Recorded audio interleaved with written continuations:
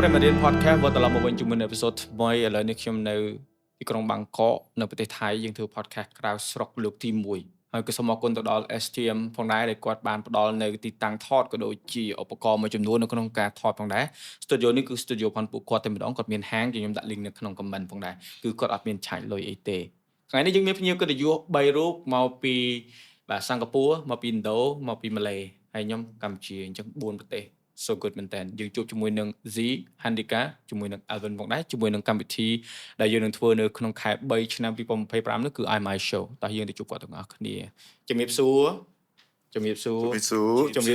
yeah that's mean hello in my language Hello. Nice. yeah Hello. okay first of all this is Handika he is from Hi guys, I'm from Indonesia. and what is your channels My channel is DKID. You Yeah. can subscribe. on video And you will be my first subscriber international. Wow. That's good. You're going to be an international man after this. Yeah. Thank you for inviting. thank you for joining not even in Indonesia but in Thailand Thailand. Yeah. Okay, Z, he's filmmakers, content creators. He do everything that, like, you know, when you look at his work, it's just quality speak for itself. So I let him talk about himself a little bit. Well, my name is Z. If you forget my name, last letter of the alphabet, Z. I'm from Malaysia, Kuala Lumpur, which surprisingly not a lot of people know, but I review tech and all things imaging. Yes, and this is Alvin from DCPro. Hi, hello. Sawadee krap, because I'm actually here in Thailand as well. So basically I don't have any channels. I'm not a content creator or filmmaker or photographer, but I work with a lot of these guys, and that's the reason why I'm here with you all. So I'm very happy to be here as well, and very nice to have all these really great people here with us today.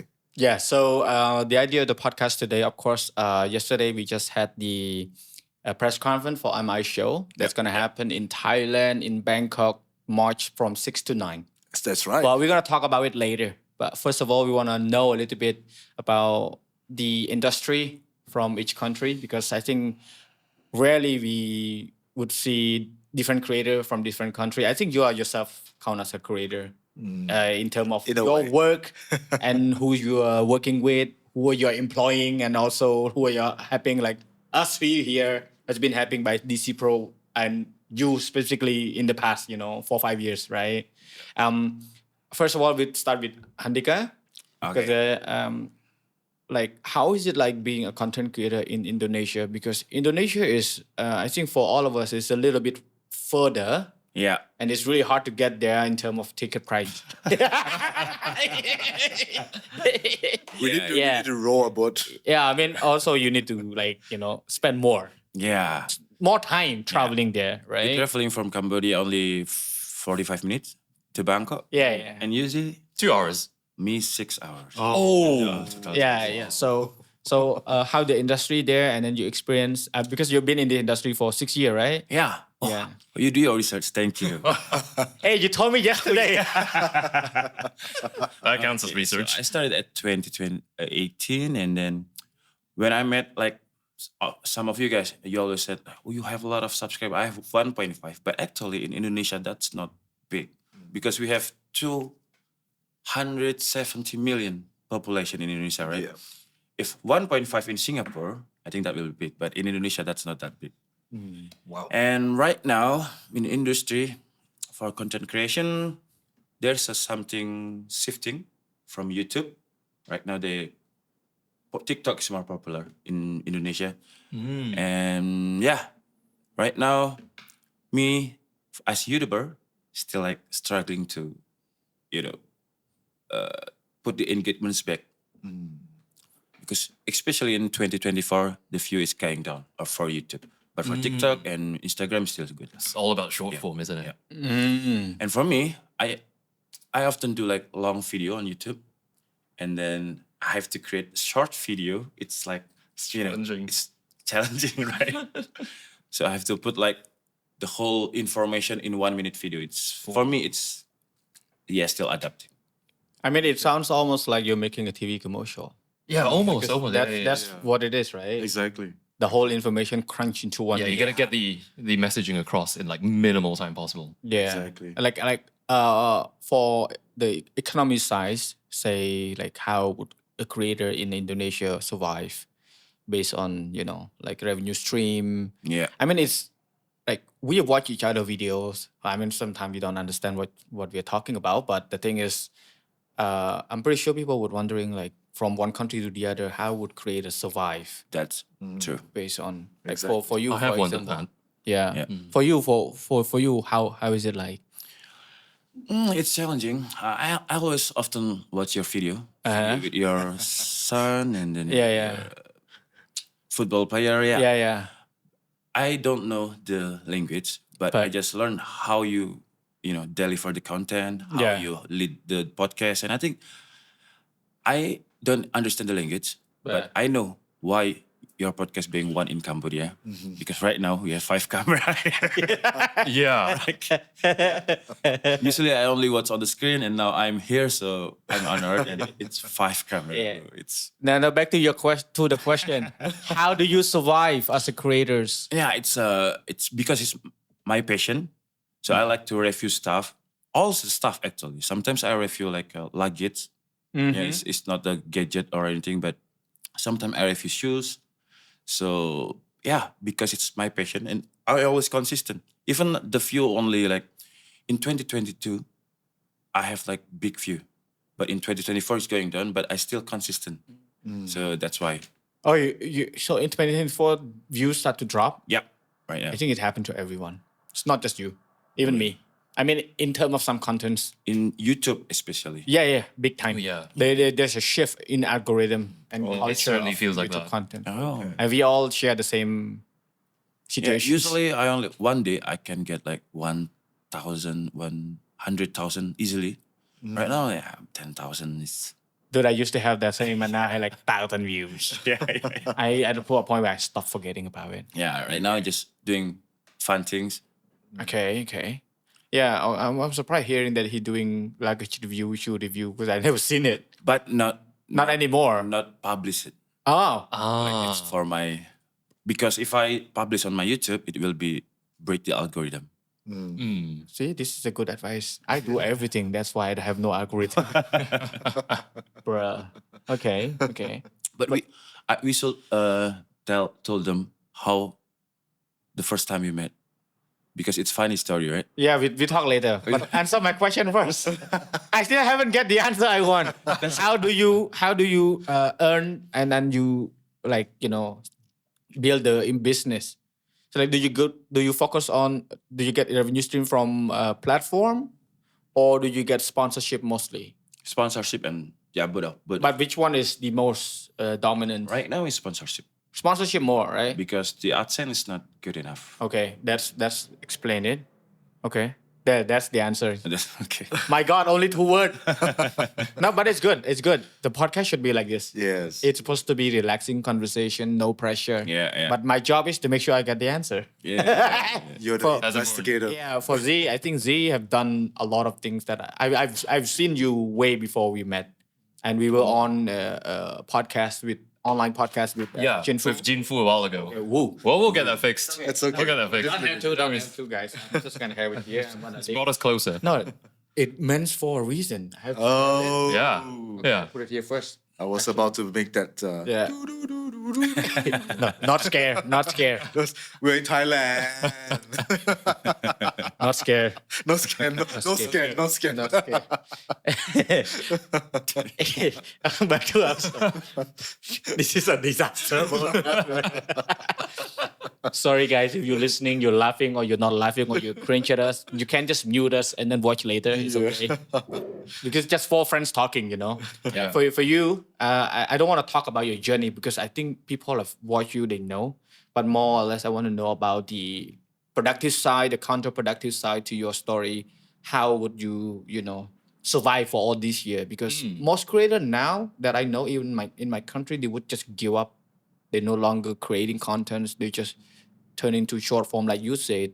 And for you, staying inconsistent, like not inconsistent, stay consistent. Staying consistent. Yes, Yeah. Like how would you describe that? I see. It's interesting actually because I was just starting to get more into the short form aspect of things. It's almost like because long form content, we take it very seriously. It takes time. It takes time to script. It takes time to shoot. It takes time to edit. And sometimes with some coverage, speed is very important as well. And it's very hard to balance speed with quality when it comes to long form. But when it's bite-sized short form, it's a bit more manageable, so to speak. And that's what I've been going into. But how I've been surviving, well, it's easy to say that we need to be consistent. Yeah. It's easy to say, but when you put so much, when you pour your heart and soul out into a video and it doesn't perform well, it's very demoralizing. It makes you feel like you want to give up. Well, I've learned to just ship the video and move on, and eventually something's gonna happen and it fulfills you. True. Does that make sense? But I think a lot of creators are making the mistake of not balancing the creative aspect of things with the business aspect of things. I know as creatives, it's all about creating good content for our viewers, but in order to keep doing that, it needs to be sustainable. And that's something I picked up very much towards the end of my journey. I'd say I've been doing YouTube for 10 years. I can only say that in 2024. I love Wait. 10 10 10 years? years. I started my first review, 2014. Same. Amazing. Holy cow. It took me close to the end of the decade to realize that in order to do this sustainably, you have to treat some things with care in terms of the business aspect of it. Yeah. Good to know. That's true. Anything else you want to add? Well, recently, I've come to a point where I do need some extra help. Like I can't do this on my own. I was a one-man band all along. And then there's the aspect of hiring staff and delegating some tasks to other people. I don't know about you, Sophia, but I tend to be very possessive about my work. Same. And creatively, there is a thought that, okay, I respect everyone as a creative, but we might not always be on the same frequency. Like you might have your way of doing things and I might have my way of doing things. Say if I handed my video off to an editor and he or she edits it in a way that wasn't exactly the way I have it in mind, it would bother me. But that's something I have to look past, I think. Yeah. I totally agree with that. I noticed you saying on the same frequency. Yeah. Which is something that I feel like, say, especially for creator when they collab, they definitely understand that, oh, you're at this frequency, I'm at this, so I might tune up or tune down to a level where we're on the same page, on the same wavelength, when then we can sync, we can work together, right? And it is something that I find it really difficult when you're hiring staff that does not understand that it is the most important factor to work with a creators creatively. Say if I have a staff or I have a team, I would tell them that please leave that for me to do. Then when to a point where I will let you do this, because I know that if you do this, it would not be on the setting that I wanted. Yes. Right? So there's this boundary as well. So like this is an advice for people who want to work with creators. You need to understand who they are, how they are working, and like what type of content they're using, or the personality that they have or she or he has, so that you when you go work with them, you click. Not like struggling trying to get the footage. I mean, doesn't matter how well you can work, but if you're not on the same frequencies, exactly, it's off. It's off, right? I do try to keep an open mind though, because I do actually end up learning a lot from the people who have been working for me. Sometimes there's disagreements, but when I actually think about what they said, that actually might lead to something really interesting that I would have never thought about if I was gunning it by myself. True. And that was something very humbling for me. Yeah. Wow. Totally agree. So after hearing two creator stories from two different countries, for you, because I think you are Mr. International, to be honest. You're like... So I got like a pageant. Yeah, I mean, I if I haven't checked your Facebook profile for a day, I definitely miss out some things. Because you were like Sometimes we were like in Qatar, and then all of a sudden in Pakistan. Wow. He's probably running out of pages on his passport. Yeah, that's actually very true. It's happening. It's happening. Every time I go past any customs, they always remind me, like, Yeah. I think you need to renew your passport soon because you're running out of pages. True, true. Yeah, but I mean, really travel a lot because I do collaborate with a lot of creators around the world as well. And I do sort of work with them and also together with some, brand manufacturers. And so we sort of create a bridge between, brands as well as creators like yourself. And we make use of this collaboration and we bring this sort of solution to everywhere around the world to share experiences with all the the users, the people around the world as well. And I think this is really, really good. I mean, I've been doing this for actually a few years now, and the feedback that I've been getting is really good because, unfortunately, a lot of people in some countries do not have the opportunity to sort of see and learn, from you guys, and also to have an opportunity to sort of collaborate with some of the brands as well. So, by doing this sort of events for them, I think it really gives them a lot of opportunities as well. And I see it like from the faces and feedbacks that I get from them. It's really nice. It's really nice. And I think a lot of brands, especially now, are heading towards this direction where they are trying to approach more like in educational way, where they want to sort of, instead of hard selling the products or their brands to the end users, they want to sort of teach them what they can do with all the products, like creatively or productively. And of course we need people like yourself where you guys are the users, the main users that of all these products, and you guys have all the experiences that we need to share with these customers, these end users. So yeah, so that's one of the reasons why I'm always traveling around a lot. Yeah.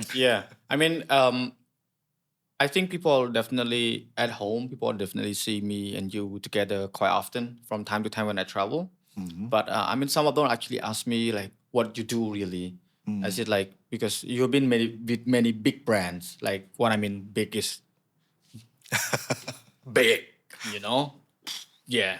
And now you are running your own company with your partners and your team is quite strong, as I know all of them. And can you share a little bit about DCPro? Because I'm pretty sure like you definitely share it like, to your own circle, but I want this to be bigger. Sure, I will. I can share a lot, but I don't think we have that much time. Hey, anything that you think it's... I honestly want this opportunity to reach out to more brands where I think they suit you most to be, the way to connect with them, And we just try it. Let's see. Maybe, more bigger brands coming to you as well, because you're already handling many brands already right now. Yeah. But you are capable to do more than this anyway. I know for sure. Let's go. I hope, yeah. Let's go. I want to hear this too. I never heard about the story why DCPro happened, Yeah, unfortunately, I mean, every time we meet, we were so busy with events, with exhibitions, with product launches and all. So we don't really get the time to... This question is planned, by the way. Oh, It's planned. so that's the reason why I'm here. Anyway, yeah, I would love to share. I would love to share. I mean, so basically, I'm actually from DCPro. So we, my partner and myself, we sort of built DCPro actually from 2020. So it's about 4 years now. And, we have been in this industry for many years actually. And we've always been in the photo video industry back in 14 years ago. So I started I think more than 14 years ago. So we started off doing sort of like wholesale kind of business where I was doing trading of photo video equipments. And eventually I sort of opened my own store in Singapore. So I had like 2 stores in Singapore. And I started to sort of sell equipments. And eventually I became like dealers as well. So I was official dealer for like camera brands like Sony, Canon, Nikon, Fuji. And eventually, I think it was in 2015, I started to distribute as well. So I source for brands and we distribute a couple of accessory brands. Like I remember one of my first brand that I was distributing is Ziyun, the gimbal brand.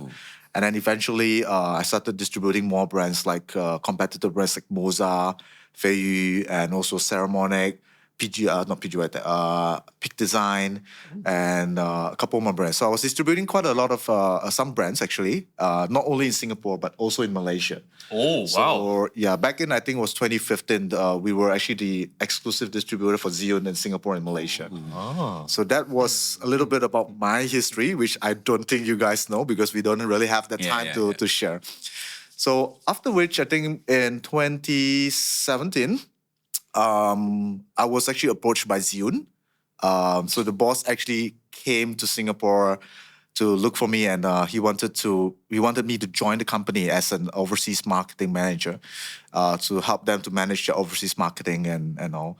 So it was a tough decision for me because back then I sort of just started my own business, like the camera business in Singapore, and we were actually growing very fast. So it was a really tough decision for me to make. So I was sort of in a dilemma at that time. But eventually, I made that decision to give up my businesses in Singapore and left for China and to sort of join Ziyun in China. Wow. So I was actually based in Shenzhen at Ziyun's office for 2 years, from 2017 to 2019. And I was sort of based there in Shenzhen. So that was where everything started, because most of the brand manufacturers, I mean, the accessory brand manufacturers, are based in Shenzhen. And that was where I started to get connected with all the brands there. And then we sort of came up with we had a lot of talks. We started off with collaborations, I think business collaborations, and we ended up becoming friends. To a certain extent, we were having dinners almost every day. We were having some drinks in the night and all. So we sort of built the bond and the relationship with all the brands there. And we started to discuss more in-depth collaborations that's where I started to bring brands together. And we sort of work with creators like yourself to create like educational solutions for the end users, and to teach them what they can do with all the products, creatively or productively. So instead of the traditional way, if I'm a brand owner, I'll just say, oh, my product is really good. This is a one and only feature in the market and all. This is the traditional way of doing it, like selling the products to the customers. Hard sell, exactly. So what we actually did was because I speak a lot with people like yourself, because I'm also sort of like the front line where I work with you guys in terms of creating contents and all. So I understand what you guys are going through. And none of us like hard sell, especially the end users. So what happened is I actually shared this with all the brands, and I said, this is something that we have to change. And we have to not only just go to the soft approach, but in a more educational way where we teach the people how to use our products instead of telling them how good our products are.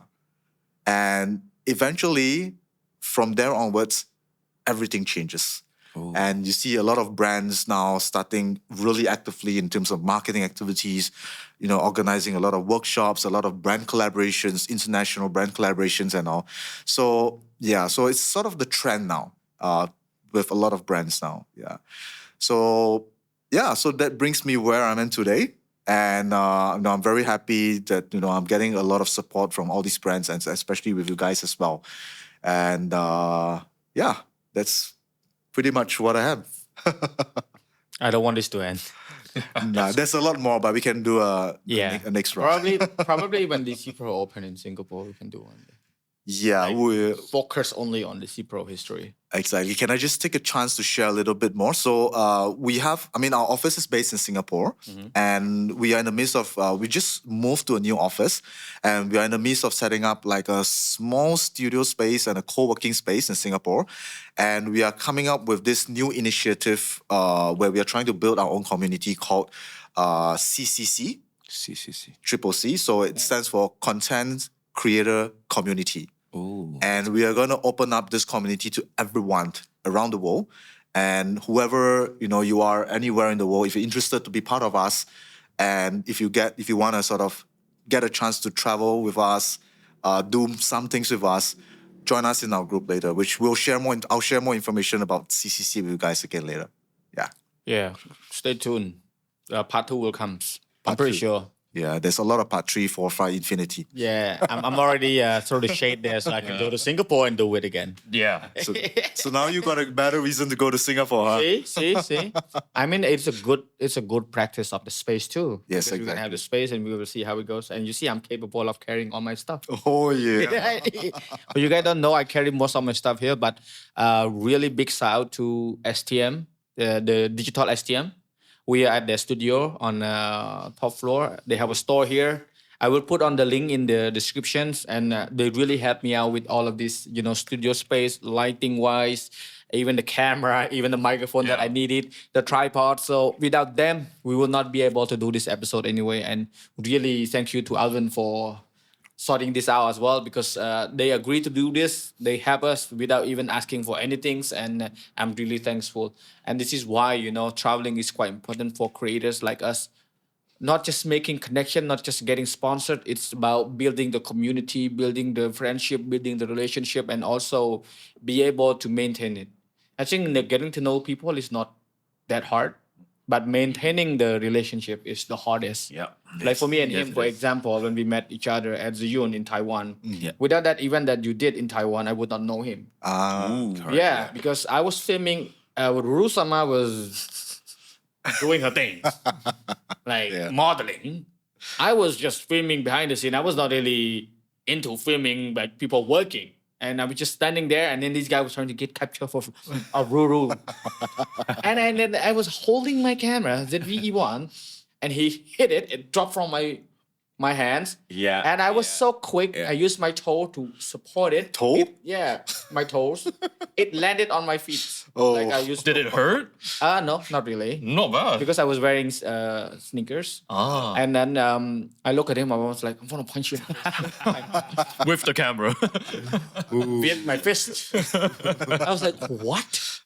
And later, I just laughed it off with him, and go outside. He like just chilling, doing his things, and we just started talking.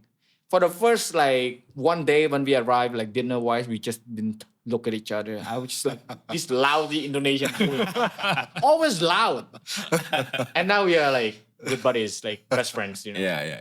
And then you see the event like this that I think brought us together, and hearing different stories from different countries really helped me eventually, who is somehow feeling like, this industry in Cambodia is going downward.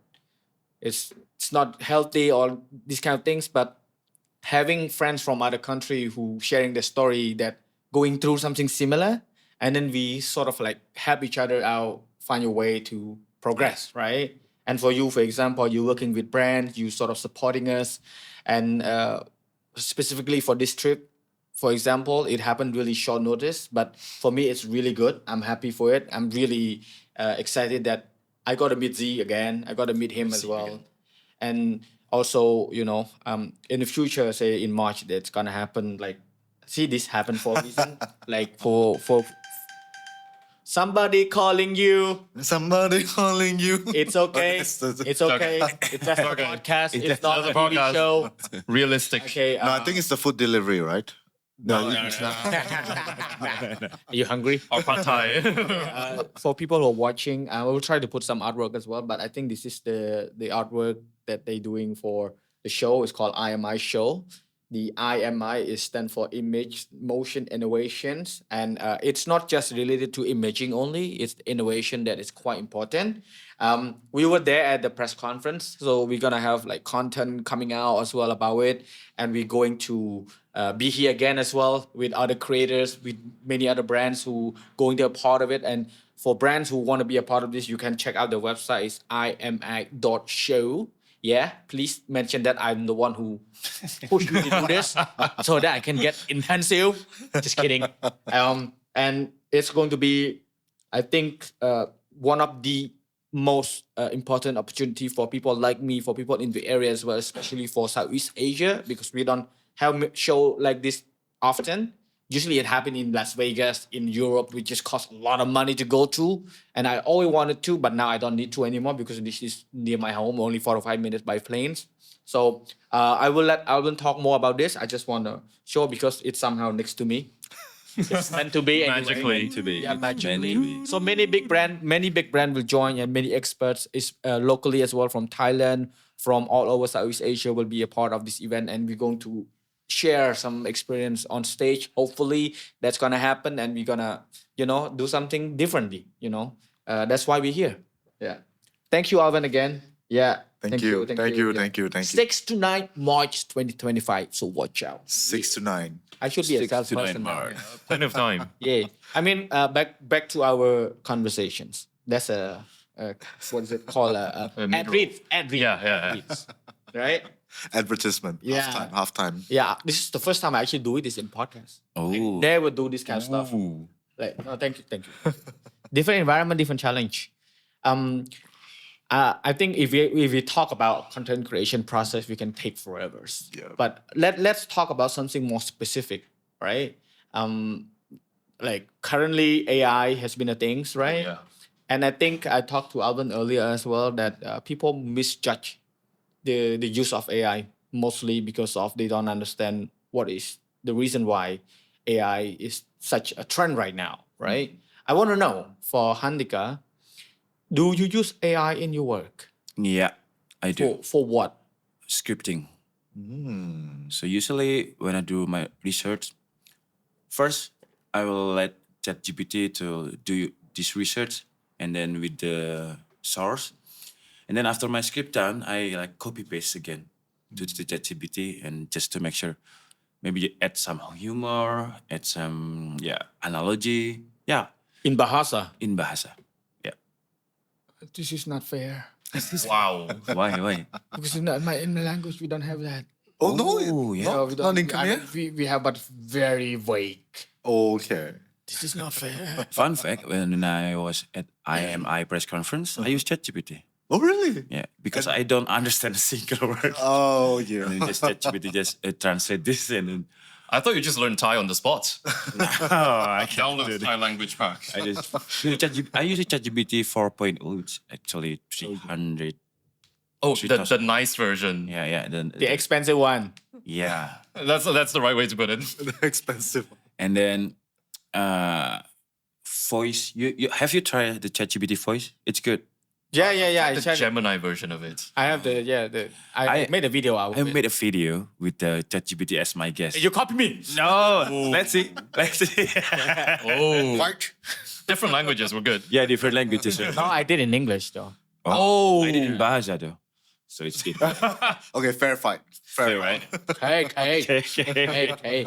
But don't worry, I don't use 5 camera. I just use 2 cameras.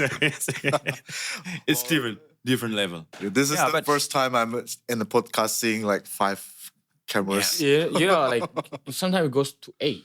Oh, my. Maybe you can add one more here so they can know like the behind the scene. Yeah. Before I have a fisheye for the whole setup. I used to have Oh, this. fish eye. Yeah, I have a fisheye camera that just to show the whole setup.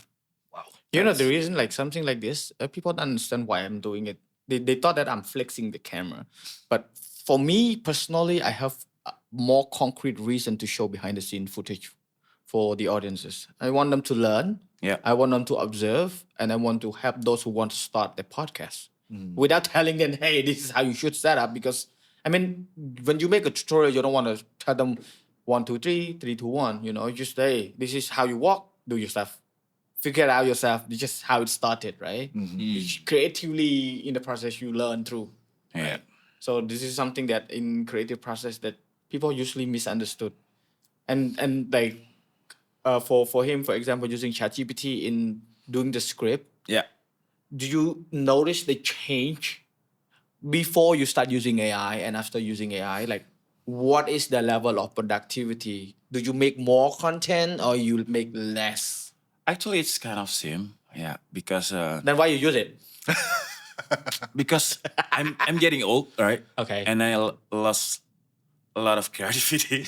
That's why I use ChatGPT, because sometimes I need Oh, analogy. physically it help you. Yeah. I see. And then I need a trend, and then I need the humor. And ChatGPT sometimes have a good analogy, good humor. That I don't ask ChatGPT to just write the whole script. No, just like adding some humor, analogy. Okay. Even I create thumbnail reference, not the thumbnail, full thumbnail from ChatGPT. So you like partially use them Yeah. to add on the ingredients instead of not just like fully focus on. Yeah, because it's different when AI language. It's people will know. Of course, right? it sounds robotic. Yeah. I've made 2 videos with AIs, and I feel really ashamed of it. I mean, not like I'm proud of it to make it. I just want to see how people react to it. People didn't know that it was AI. Did you know? People they don't know. They don't know because that's the point of doing AI. You don't want people to know. I mean, if you're doing AI stuff and then people know you're using it, there's not meaning behind it, no? I mean, the It's a idea. little inauthentic, to be Yeah, honest. yeah. So I mean, you just need to make sure you manipulate it into a way where it just look like you. Yeah. Yeah. But for AI generative image, like Samsung, for example, Samsung gives like watermark. Yeah, AI yeah. generated content, right? Yeah. I thought you were gonna say something bad about No, it. Samsung. I'm representing Samsung. Samsung is good. Just kidding. That's Look kidding. at now, it's Okay. That's good to know. I'm quite happy that you were quite straightforward. You say, hey, I'm using it for the script. Ah. Because some creator would just deny it. Even though they're yeah. using it, you know? Like for Z, what do you use it for? Like AI. yeah, like any tool like editing or plug-in or anything for your workflow at all. I'm just starting to explore AI. So there's a few that I'm trying. Obviously, I think everyone's quite comfortable with ChatGPT. I've been trying Google Gemini recently, Gemini? as well as Ew. Apple Intelligence, but Okay. it's actually in beta. I have to be very careful what I say because I'm actually not supposed to comment on features that are in beta. But there is some stuff that's publicly available out there. I'd say it comes together mainly in the ideation process. AI chatbots, like I wouldn't use it to generate the entire script. Like probably the last thing I want to do as a creator is read a script that was generated by an AI. It just feels a bit inhumane, if that's a word for it. But I'm leveraging it in the sense that it helps me with my ideation and brainstorming. Say, as friends, we bounce ideas off, and that's when the best ideas come to mind. We throw out an idea, and then our friend chips in with their take on it, and then we have some minor arguments, and then we come to, okay, it's actually this that we weren't thinking about. Not everyone around us has the time to sit down and bounce ideas with us. So when that happens, it's 3 a.m. in the morning. Instead of texting my girlfriend, who has work the next day, I fire up one of the AI chat box, maybe Gemini Live, which you can actually speak to and have a conversation with. And they just start giving you prompts to guide you in different branches which you may not have thought of. It actually reminds me a lot about a subject I took at university. It was called Creative Studies. It was an actual subject where we study creativity on its own. It was really weird. You have a course for that? There was a course for that. And there's a method, some association method. There was an academic name for it, which I unfortunately forgot because it's been so long since I graduated. But it says if you run out of ideas, you start with a random word, and then you start making associations from that word. For example, water bottle. Water bottle, I think of plastic, recycle, clear, hydrating. Then instead of fixating on water bottle, you use the words that you just came up with to associate with the water bottle. For example, recycle, plastic, hydration, and all that. And you use those words as your new seed for the ideation. And that usually takes you off course enough, but still somewhat related to the subject you're working on. Wow. And that's what I've been using AI for. Short of the usual stuff like writing tools, proofreading, and all that. Just letting AI take me slightly off course so I see things with a slightly different perspective while maintaining the human touch to it. Interesting. To be honest, for me, hearing the two of you already, which is kind of not what I expected, to be honest. I thought you're gonna use like software or tools to help ease the flow, because like we are one man production. These guys have many teams, Yeah. which is understandable. But for me, like I barely use generative AI for any workflow that I'm using. To be honest, for scripting, I don't touch. I mean, I am easily influenced by other people's perspective, so I have to stay out of that. And knowing that I get you. yeah, I get you. I've used AI for a long time. I'm actually can train it. Able to write the code for it. And like I'm that advanced, but to a point where I understand that if I use this, it's gonna limit me to this only because they're capable of the intelligent. It is intelligent in a way that it has cap. So like say this episode, all the podcasts that I've released it, I think in right after COVID, because that is the time when AI was like boom, Yeah. right? 2022, all AI edited. In a way, like the you see 5 cameras here? Yep. If I edit myself, it would take me 3 days to go through one by one and Yeah, clean it's up the alright. footage and everything. You don't know how long it takes. Make a wild guess. An hour. Less. Less. Really? Oh, Yeah. Tell me. 30 minutes? 30 minutes? Way less. Wow. What? 15? 10 minutes. 10 minutes? Oh my 10. God. 10 minutes. Wow. That is fast. If you Wow. if you count from uh, just editing alone, right? Like you don't count copying the file or importing footage, right? I'm talking about when you're editing, if you have everything ready on your sequence to edit, that take only 2 minutes to click and generate Ooh. the multicam. But if you count from like importing the file and everything, of course that would take about like 6 hours because I shot everything in 4K, 5 cameras, right? Comparing to using too many people editing everything. But of course it's not perfect. You have to manually go through a certain words or a certain scenes where you think that it's overlapping or is it too close? You need to switch to wide angle and everything like that. It still have your own flavor to it. You still have to make the right call, what to keep and what to not keep, right? But having that like simple structure of multicam editing for you ready save me so much time. And this is why I managed to like do this podcast without sponsorship because I don't need many headcounts.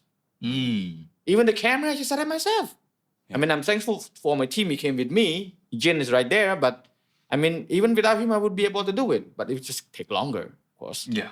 I mean, for sure.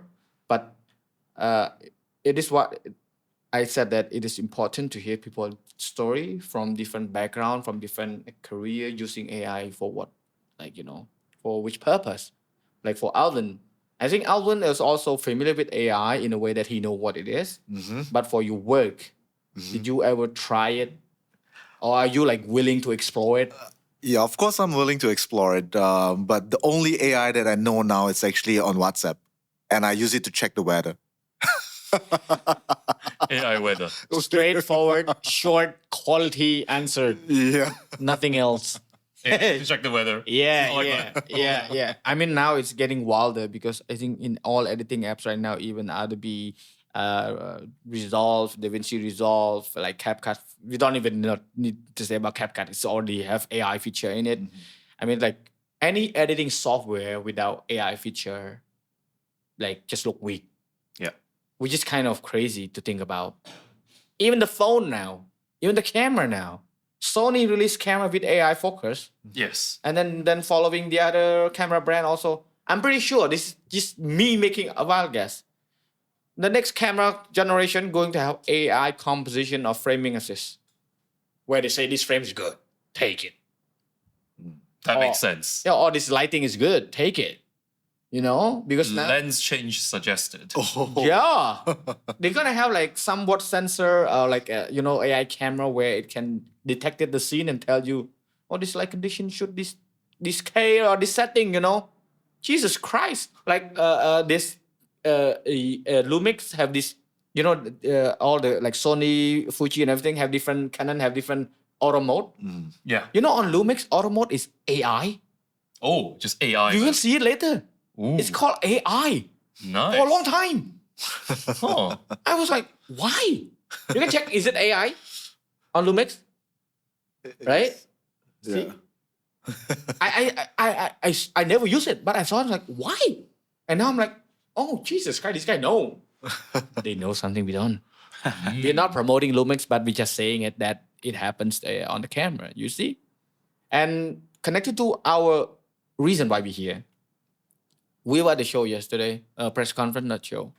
And I mean, I've heard you sharing a little bit as well about why IMI is happening, but I want you to share a little bit more in depth. You know, I mean, of course, the reason for we doing this podcast is not just IMI alone, but I want people who yet to try to go to a show like this or yet to travel out of the comfort zone to seek new experience and God know what get sponsored by brands.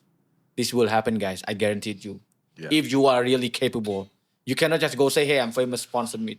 But you need to do something. I will share later. But now I want to hear from Alvin because he is one of the team as well. There are many partners involved. Yes, But DCPro is one of the partner and also STM, also the partner, right? Yep, STM is also one of the partner. And Thank you. Their water tastes great, by the way. Yeah, I want to finish it. STM better pay me for the water. No, I'm just They kidding. should have. No, anyway, yeah. So anyway, I think IMI show. The reason why we actually sort of came up with the idea of having IMI show is because I travel a lot. I represent brands, and I participate in a lot of exhibitions around the world, like international exhibitions. Like you have the one in LA, like NAB in LA. You have the recent one in IBC in Amsterdam, which covers like the Europe region. You even have like international exhibitions in the Middle East, which the big ones that I know is CAPSAT in Dubai. And because when I travel to all these international exhibitions, I came to realize that there isn't a really good professional exhibition to cover the people in Southeast Asia mainly.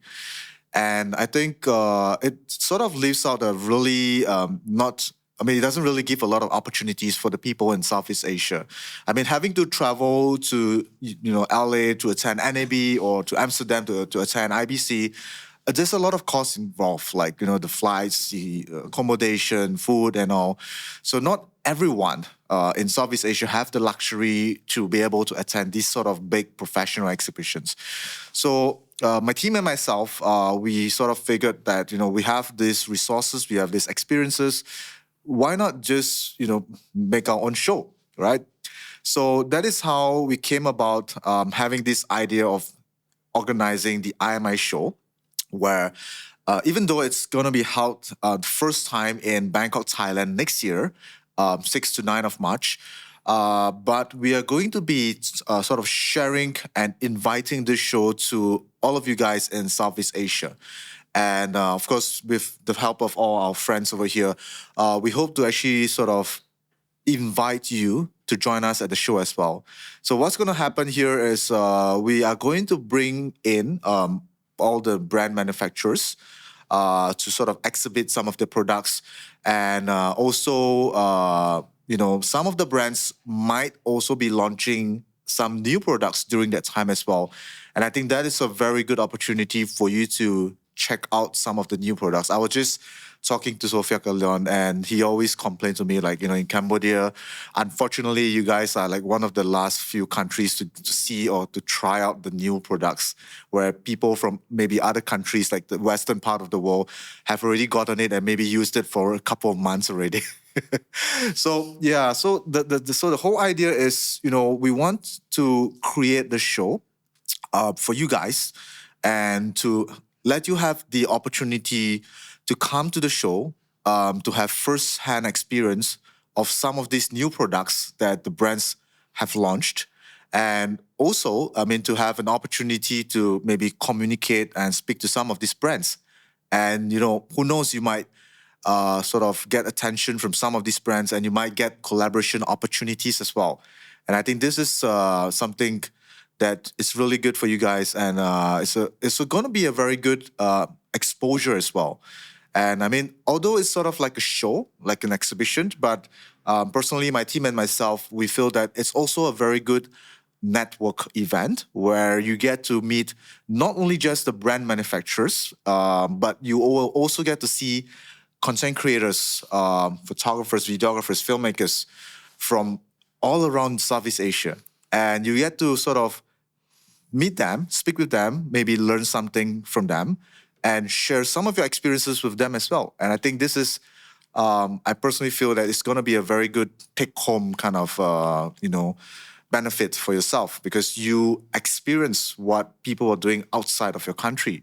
And I think what Sophia mentioned earlier on as well, I think, not because of events like this, like where you and Handika met in Taiwan during the Ziyun launch event, you wouldn't have met each other. You wouldn't have like been friends and, exchanging ideas and all. Yeah. So I think Z also mentioned about it, like, you meet up with a few friends, you bounce around ideas and things. So these are all sort of events that creates opportunity to bridge and to build the bond and relationship with everyone. I mean, not just between brands and, you guys, but also among yourself as well as a community.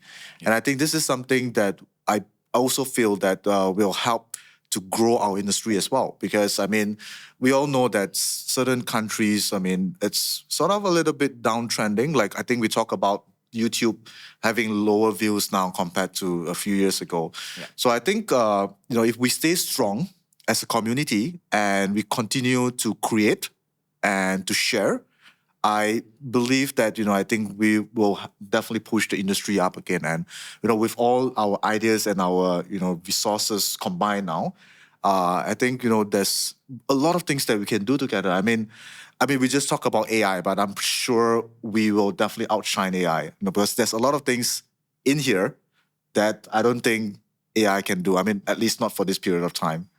So yeah, that's all about IMI Show. It's a show that to connect, to bring everyone together, mainly in the Southeast Asia region. And of course, I hope to see you guys at the show as well. Yeah. Thank you. Very short, not like short, but short summarized and understandably for people who want to come can just please come. Come on, I don't want to say no. You need to come for yourself to see in order to experience. And if I'm wrong, then you can come find me at the event. For sure. Yeah. I'm doing hard style right now. I really want my people to listen to this and then also inspire to come, especially for young content creator and the prospect content creators who want to strive in the industry. Not just for Cambodia alone, but for the area, If you have access to traveling or you have a chance to be a part of the event that allow you to expose to new gadgets, to new gears, and also meeting the manufacturer and give them feedbacks. This is how you're gonna, grow. There's no loss in this. It's the only win-win. Like for me and Handika met through the event. For you and me, we met through also like a mutual brand support, you know. And it happens. You see, if you really want to connect, you connect. It only happen if you and I agree that we're gonna connect, right? Exactly. Yeah, and also being here, we all have to agree that, hey, I'm gonna come to the events and make sure that this event going to be successful. Not for any benefit, because we care for the industry, and the industry need every single person who actually in it and also enjoying it, like help each other out, right? And one other thing I want to know, because I always want to ask fellow creators in the region, do you feel there's a big gap between us Asian creators compared to, I mean, I'm not trying to play like, throw shade at them or anything. I'm just feeling like we are being treated differently compared to American or Western creators in terms of opportunity wise. I mean, for DCPro, they're giving us huge amount of opportunity, but for other brands, what I'm saying, that we are not getting the same treatment as it like, people who make content in the US or in Europe. I would say mainly in the US. Do you think so? Because you make English content. Yeah, I would argue for both sides of the coin. All right, let me hear. I would argue for both sides of the coin. I think sometimes in terms of say product launch timelines, maybe us in Asia we won't get it as the first wave. Like the products would be available for customers to try out, say in the US first before we do. Why is that? Occasionally, I presume manufacturing timelines. I guess you can't ship worldwide from the get go. Some brands are capable of doing that. Some Actually, no. There are none. There are no brands in the world that has the capability when they launch the product, they are able to supply worldwide. There's It's just no too brand. big of a quantity. Even Apple. I'm sorry, but Yeah, I believe so. Yeah, true. it's staggered. But most staggered. product made in China is close to us, you know. yeah. Well, I think there's manufacturing limited quantities. I came prepared for this. You can prepare for this. I came prepared for this. Okay, go on. The counterpoint to creating in an Asian country, I would say we actually have a stronger opportunity to shine. Yeah. Because our voice is louder in our community. Say there are so many creators in the US, and I know some creators from the US, they're amazing people. Of course. But say if you joined that community, it's so populated, it's just really hard to have resources allocated, especially if you're new to the scene. As opposed to say when we're here in Asia, I'm not saying I'm comfortable with the fact that there aren't enough creators. I think we should have more and we should one up the US in terms of numbers of creators.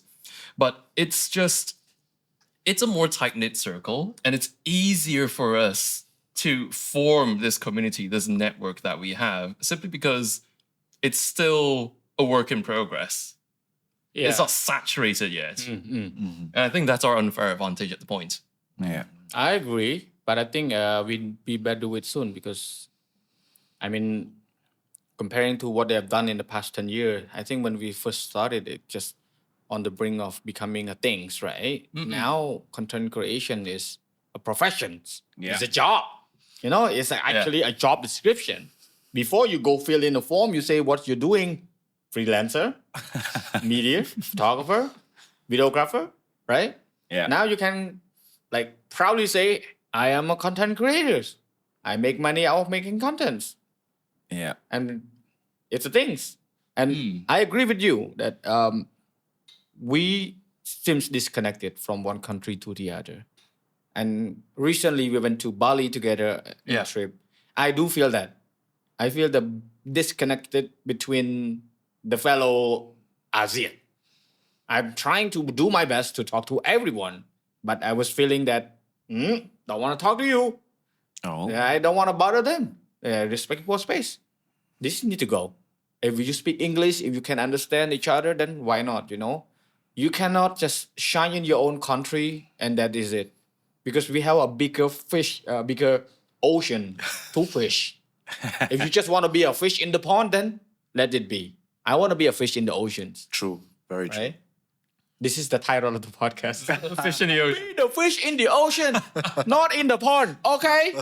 Yeah. Like for Handika, you have any input for this? Yeah.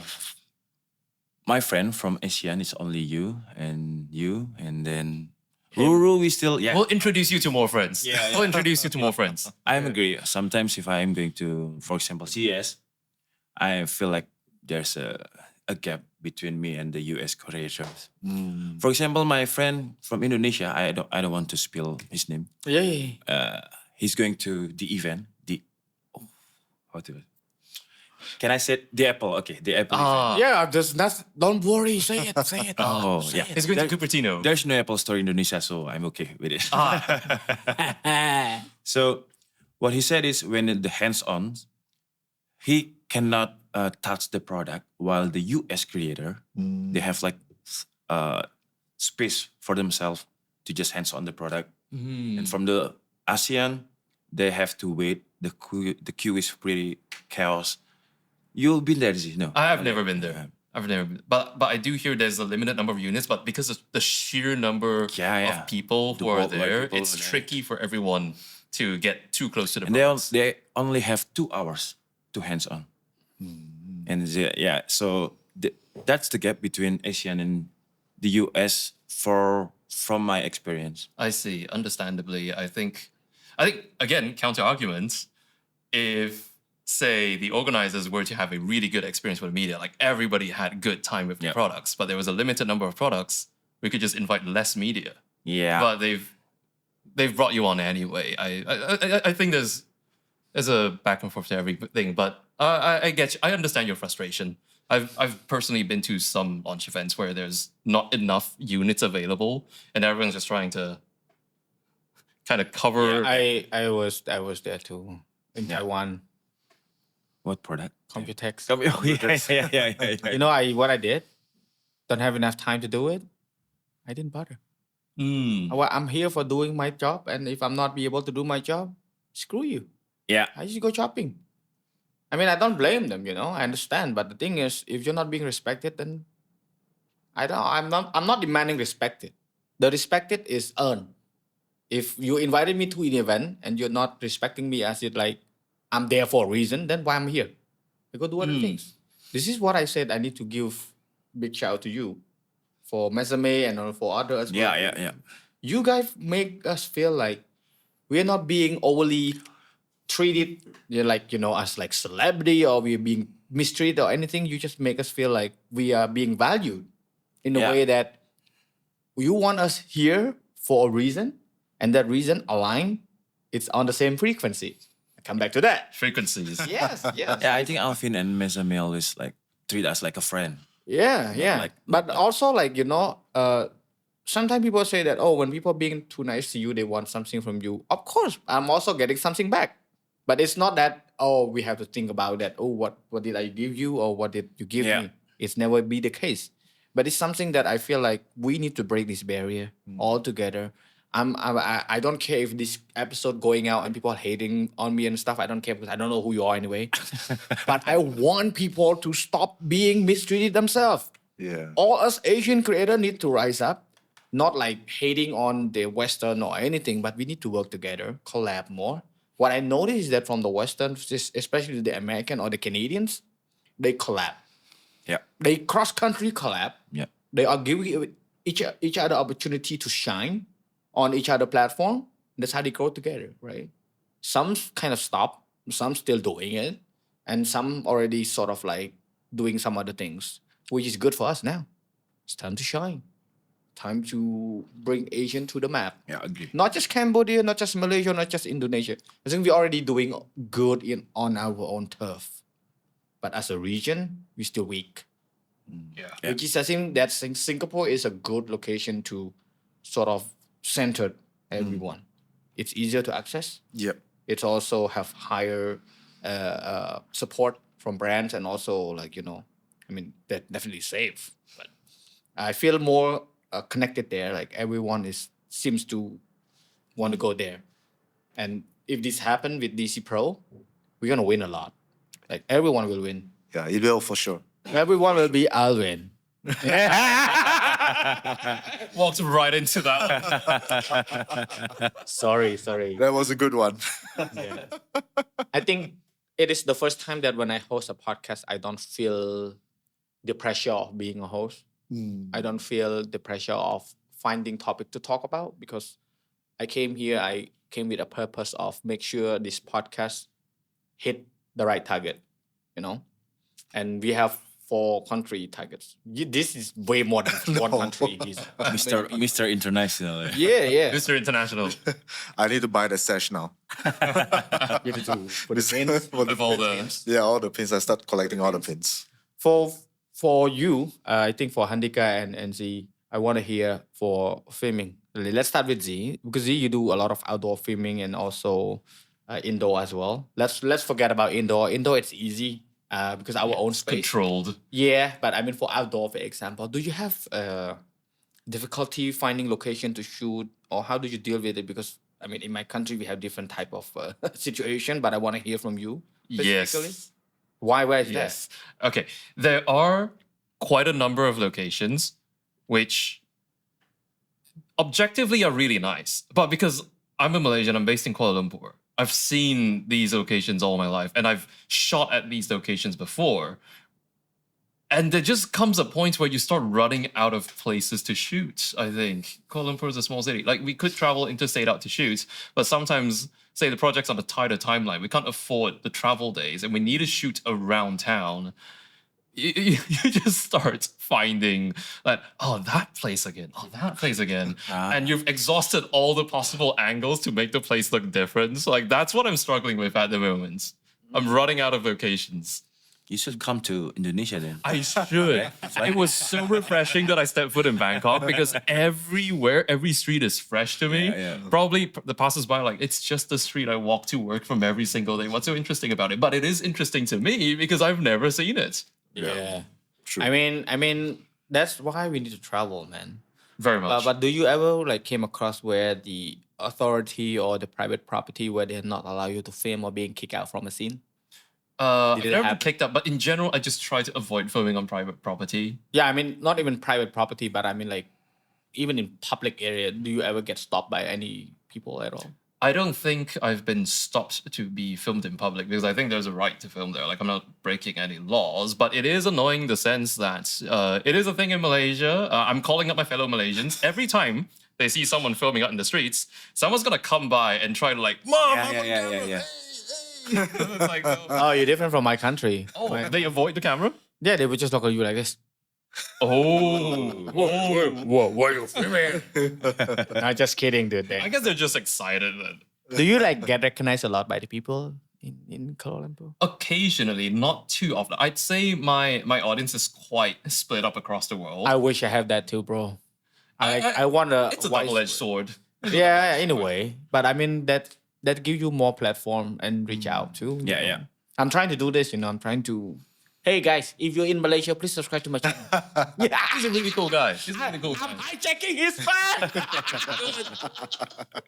But usually when I do get recognized out in public, it's always at the worst possible times. Why? It's like I'm in my sandals or my shorts and like That I've had 2 hours of sleep. I'm like, Oh God. and then it's like, oh no, of all places. Well, Oh God. hi, it's very nice to meet you. Handika shoot his content mostly indoor. Indoor, yeah. Outdoor, only Outdoor when- last time only in your country. Apple. Oh. Apple Store. Oh, thank you so much for visiting Apple, the Exchange DRX. And that happened when you said like We're so proud of the story. when you shoot and then somebody go like this. That happens in Malaysia. That happens in Malaysia. Everyone's very excited to see a camera. Everyone's very excited to see a camera. But the Apple Store in Malaysia is kind of flexible because I can shoot inside. Yeah, it's generally a very inclusive. But when it's I very go to safe space. Singapore and I shoot inside, they don't allow it. Really? I don't know why, but in Huh. Malaysia they allow it. Yeah, we shoot inside the store all the time. Oh, Like In and around. You were invited by Apple to go and shoot there, or you just no. by your own. And invited by Sweets. Ah, you bought it from Switch, one of the authorized premium resellers. It's like authorized authorized premium partners. premium partners. Okay. Because the store itself is almost like a bit of a landmark because architecturally Yeah. it stands out. So people just take photos of it. It's like the Twin Towers and everything else. It's like Yeah. Okay. it's like an architectural landmark. So it's not out of the blue to be taking That's photos of it. The best Apple Store in Southeast Asia. I think. Is it? I think. Is it? It have 3 floor. Not really for me. Oh really? The only best store is the store that I have money to afford. You can like go all to the a best store, you don't have money to buy it. Like, not a big deal. I don't think any store can beat camera store for me. Like here I'm at STM, I walk in, I feel like I'm in paradise. There's a thing for me with cameras and gears. Doesn't matter where I go, I feel good. I see camera, I see gears, I feel good. Yeah. Phone, not really. This is your world. Yeah. That's why we have 5 camera here. Yeah. Couldn't have it, man. Couldn't have it. Oh yeah, for me because I'm not like the camera things, but to create a content, so usually I crafting the content. So because we review the same stuff, right? For example, we review iPhone 16. I review iPhone 16, but we have to crafting the content with our perspective. Yes. Right? Yes. Because if we don't do that, people will do just the same things.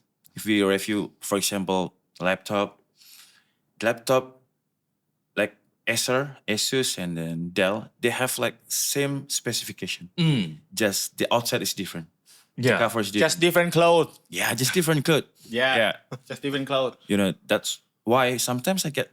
At first, it's hobby, but now it's being professional. Sometimes I burn out if they have 5 laptop with same specification. what should I do with this? Like, it's just different. I find it hard doing. Yeah. Do you watch other people video before you release? Yeah. it? Like, do you have to watch it? I have to watch it because I want to know like what's the What they- information that they don't share. They don't. Oh. So I need to. Holy cow! Yeah. Wow, I never heard that. How about you? I usually hold off until a certain point. Like I would start completely blind, no external inputs. I'd write everything down, and then before I'm ready to commit, I'll take a look and see if I'm drastically off course and see what other people are saying, or did I miss something glaringly obvious? Because I do that sometimes. Wait, you guys scripted the video? Like, do you structure the video? Yeah. Yes. Damn, I don't. I made about almost 1,000 video already. I think probably That's the dream, actually. I Unscripted. think it Yeah, takes yeah, a certain degree of skill to do that. Yeah. No, I mean, I was inspired by Casey Neistat. I see. In a way that I saw his video was so natural that I think that this guy don't script his video. That he actually did not script his video. That's incredible. He actually have structure, but he never scripted. Mm. He doesn't script what he want to say. The guy just naturally speaking. And then I took his course. Like, I mean, I should have saved more money, but I supporting him because I'm his fan. And then it's like, holy cow! That's why we're like, I like him because I see myself in him. Like just talking what you want to say. And even for products, right? I'm using it extensively to a point where I just know that I can say anything about that products. I know exactly what that product is for and why I feel like it is good to use or why you don't need it, you know? And that's one thing that's actually separated me from other creators at home. Nice. Many people right now doing, I'm pretty sure they do script. The new generation do script. Not many people can do what I'm doing. Even Yeah, for podcasts, right? Yeah. People would ask me, do I plan? The hell no, I'm not planning. We didn't plan this. we genuinely I did not came plan this. prepared with what I want to know. It has to start from my heart. Yeah. For Alvin as well, he know briefly that we want to talk about certain things, but it's not happening the same way as we said yesterday. Yeah. I just want him to be mentally prepared that, oh, we have to go to this extensive length to talk about it. Like for you two, I have no concern. You make content, you know what is, Yeah. you know, the things you talk. One other thing is that for Alvin, for example, when you're looking for a creator to work with, right? What is the first priority? Do you look it for, say, are they new or they OG or they just like made or you looking for the number? I want to know because say acting as a brand, right? Not as a, like, you know, an agency or DCPro, but as a brand when you're looking for a creator to work with, what is you looking into? I think traditionally, as a brand, they're really realistic because they always go for numbers. So if you have a certain number of followers, subscribers, and all, they will work with you. But if you're below that, then nah, you don't stand a chance. But over the past few years, actually, because I started to work with some of the social media teams with some of the brands, I sort of sorted out different categories of content creators for them to work with. And different creators or different content creators will generate different kinds of content. So it doesn't mean that you have like 100 followers, you're bad. But it really depends on the style or the concept of the contents that you want to achieve or you want to sort of show your potential users what they can do with it. Yeah, so I believe there are a lot of brands now that are starting to sort of adapt to this sort of way to when they source for or when they look out for any of the content creators. So I think for all of you, I mean, those of you especially who have just started, you know, your social media channels and all, don't be too afraid, you know, to approach any of these brands because as long as you are able to create contents, just, you know, talk to them, let them know what you can do because sometimes passion overrides numbers. Yeah. So I think, and in this world now, I think where like what Sophia has mentioned, where we are all talking about creativity and all, I personally feel that, you know, there's no right or wrong way of doing contents. It's just how you present yourself, how you represent your style, and how you want to show your work to your audience. Yeah, so I think this is something that a lot of brands now that I realize are starting to be a little bit more open in terms of how they choose their KOLs or their content creators. Yeah, I mean, I don't blame them for number for sure because they definitely make them look good Yeah. socially. But I mean, there's always a dilemma between the number of views and the number of sales. Yeah. Yes, I mean, exactly. it's for which purpose? So usually when I have a brand approaching me, I would ask them, do you want numbers or you want sales? You want sales, I do differently. You want number, I do differently. There's a way of getting views. I can get views like that. Show you the video of putting the phone. Oh yeah. I know that's gonna get views. I know, but I just don't want to abuse that all the time. I don't want to always make content that for higher views because it's gonna becoming a burden later, or it might becoming have like a habit of having high view counts, And I've been doing good with this. I barely cares. So it's good to know that some brands nowadays turning heads toward more quality products. Yeah. This is something that I feel that in Cambodia specifically is struggling in terms of quality content versus entertainment contents. Like, I mean, I have no problem with views, or the content that have good storytelling but less visual quality. But I'm just saying that people has not really understand between what is a good content looks like, what is a good entertainment content look like, because tends to have say you make like a well-crafted storytelling content shot like in good lighting condition, good framing, everything goes so well, and then you don't get the view you deserve. Comparing to a content that I just did, I don't want to talk about it. Can just talk about my content that I only took 2 minutes to shoot and half an hour to edit. Right, that's way more views than the content that somebody doing for 2 months. For you, for example, have you ever feel like you just want to give up sometime when this happens, or you feel like you need to adapt? What is the solutions? I feel like I've gotten used to it. Like content flopping is not new. We call that content flopping. Content flopping, like when a piece of content flops, like you pour your heart and soul into it and it gets like 72 views. Yeah. And you're like, well, it really gets you at first. And certainly I've thought of that. Like the thought of giving up did hit all the way at the beginning. Then it happens a few more times. And then you have your good days and you have your bad days. And when you have enough bad days, you just walk it off. Yeah. And look forward to the next good day. Pretty simple as that. Understand. What about you, Handika? Yeah, same. Sometimes when I create the content like 1 week editing with only 1 day editing, the 1 day view is like getting up. It's sometimes the low effort content takes off. Just unboxing, the Samsung's unboxing, and Samsung doesn't have charger, right? Seems like iPhone. But Samsung is good.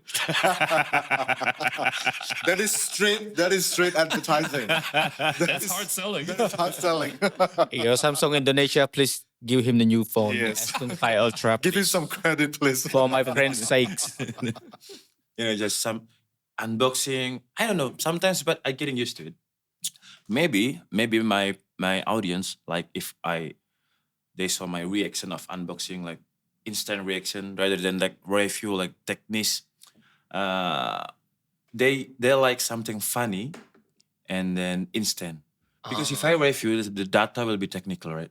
Yeah. So right now, I like to sift my audience with technical, with just like simply. That's why I use analogy right now. I never use something like technical. That makes a lot of sense. Yeah, Makes a but lot that's of hard to change the technical language to simple language. Yes. That's why I need to. You're turning data into something human. Yeah. Simplify the technical term. Yeah. I think I've started my career with the tutorial with this. I was using simple language. And still I start using technical terms, people start to complain. We go backward, man. Like they should upgrade it like this. But when I go like Like this, they're like, no, don't like it. Go back to the normal language. No, now it's time to get serious. For photography, composition, framing, all of these things, if using your language, it sounds confusing. Medium shot, close up, super close up, all of these things, there's a certain abbreviation for it. When you start saying that, pan tilt, it's like, can you use like Khmer? I'm like, huh? You go work in international production or production, this is like a standard term where you can use like shutter speed, for example, or f-stop. All of these. How the hell are you gonna translate that? Aperture, are you gonna translate that? Beat me to it. Any Cambodian who can translate that, beat me to it. Yeah. I have another question though, because you do English, you do a Bahasa content, you do English content. Yes. Did you get any hate from your audience? Like Malaysian, they say, "Hey, who are you? Why are you doing English content? Do you think you're not Malaysian enough?" I've gotten maybe like less than 1%. Like I've gotten some. Most of them are just happy that someone in Malaysia is reviewing cameras, I guess. I have gotten a few comments saying, why am I not doing this in Mandarin Chinese? Like, I can speak Mandarin Chinese, but I feel more comfortable presenting and reviewing in English. Like for me, I can speak Mandarin Chinese, but it's a very conversational language for me. So it's very hard to get technical with my Mandarin.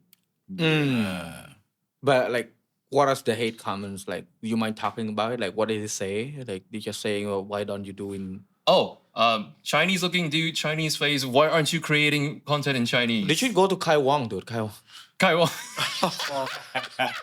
Today we're going to review the new camera. Freaking British accent. Chinese looking guy.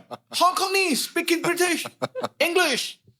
And his friend too. What is his friend name? Lock. Yeah. Look Chung. Also funny, like they are the best duo. Like, Locke has serious respect from us though, because he has a separate channel that's the same video but in Cantonese. So he films every video twice. Wow. Yeah, he does it in Cantonese. Can you put me in contact with him? I don't want to know the workflow because I'm trying to do this now. It's so weird. Yeah, like when you do something, do you like do it again but in Cantonese? I think he does that. He does that. I think he does that. Oh my god. No, But you can just hire like someone to Dub it. dub it. dude, no, this thing is coming out from Meta. Yes. I want to talk about it later because I saw this. This is like AI dubbing. AI. Your mouth is exactly speaking the language. Oh, it changes for the mouth. For IG, yeah. Now it's in Spanish only. Later it's gonna go to other languages. Wow. Wow. Our creator career going to end. Yeah. GG. Or better. Yeah, it's good. And suddenly I know how to speak Hindi, I know how to speak Thai. I know how to speak So basically, they just Cambodian. record our voice first and then just generate. Yeah, they would do that. They do the dubbing, yeah. like AI dubbing, and then your mouth speak exactly. Really? Yeah. Even the mouth movements and the Oh yeah. Oh, we're about to get multilingual. Yeah. For you, when you do English content, like I'm never doing English. okay, I mean, say if you speak English, do you get hate from your audience? Yeah. They get like, oh, why you speak English? Just speak Indonesian. Don't be how to say it in English. Don't be too westernized. Yeah. Don't be whitewashed. Yeah. Oh, you have this too? Yeah. But you, how? Because Indonesia is the Okay. the second language. You expect this podcast? I will screenshot the comment when it goes out. There will definitely at least 5 to 10 comments saying they don't understand anything. Can you speak Khmer? Oh. I already make a statement and said anything that I do in English, it's not only for just Cambodian. It's for everyone outside Cambodia. But I really try my best to subtitle everything in my language so that they understand. Because I also want them to learn. But it is something that we need to, I'm not saying struggle with, but I say confront. Right? We need to overcome. Yeah. We need to learn to live with it. Yeah. There will always be haters or people who don't understand our bigger purpose. Let them be. But once we accomplish it, it's for their own goods too. They're going to be the one who benefit from all of this economic growth through technology, to imaging innovation, Yeah. Because people like us who risking our reputation speaking in English right now, the 4 of us, he's okay, he's Singaporeans. He's safe. But 3 of us, I'm going to get a lot of hates for sure. And I I'm ready. wouldn't mind learning some Khmer. But if you speak Cambodia. You come on, you say mui mui. Muy, Muy, muy. Slow down, slow down. Oh, Mui mui. Or you say cham tik, cham tik. Chamtik. Wait. Okay. Wait, Cham like, tik, cham tik, Cham cham tik, tik. cham tik. Oh, yeah. Or if you say, excuse me, it's like somto. Sumto. Sumto. Yeah, Sumto. yeah, somto, yeah. So this is like, We're getting good at this. Yeah. I like a good podcast where there's no tensions when people are talking and people don't feel like they are obligated to answer the questions. And I've hosted many podcasts. I think this is like my 90th episode. Wow. already. Ooh, In the 90. first four years, yeah. Wow. I'm getting to my 5th year of doing the podcast. Never once that I ever felt like I am obligated to ask the question to the guest, And it happens because when you invite a guest on, you need to make sure that you really, really want them on. Yeah. Not just having them, not just filler, Not like, oh, let's have this guest on just because it looks good on camera or it's famous, That's ChatGPT's job. So, yeah, but which one do you like to do podcast with your language or in English language? I would say depends. Depends. Because there are certain people that really need to do in my language because we hit different target Oh, audiences. yeah. But I really prefer doing more in English in a way that it is my personality that actually can express more. Because I don't know, when I see your podcast with using Cambodia language, I think it's different. When he using English, I don't know. Yeah, it is different. It's like polite with Cambodia language. I don't know. It's like it's not him. I don't know why. No, it's me. But it's a fake him. Fake Yeah, him. like. no, it's language changes. Actually, he's double. He has a double in I've grown up abroad. I left Cambodia when I was like 16, 17. I see. I returned back when I was like 26. So like, my childhood is more, my adulthood is Americanized. I see. I'm more polite when I speak English. When I speak Mandarin Chinese, I'm like a thug. So that's happened. Throw me a line. Trouble. In Malaysian Chinese, though, so this is like really unauthentic Mandarin. But they're, "Walao, 怎么你要这样?" Yeah. That's not like Z. That's You're really polite when you speak English. I tend to sound it's weird. It's almost like you take on a different personality when you speak a different language. It changes the way you think almost. It doesn't change. It just your Yes. personality in that language. It just stayed there. It's a package. It's a mode almost. It's like a mode. Considering it when you download a language pack. Yeah. We chose the wrong personality. Like, for Alvin it's even harder because he's from Singapore. yeah. I know. I have this struggle whenever I go to Singapore. I try to figure out what is the nationality, what is the national language of Singapore. Yeah. I mean, the main language in Singapore is still English, of course, but because we are multi-language, multi-racial, I would say. Okay.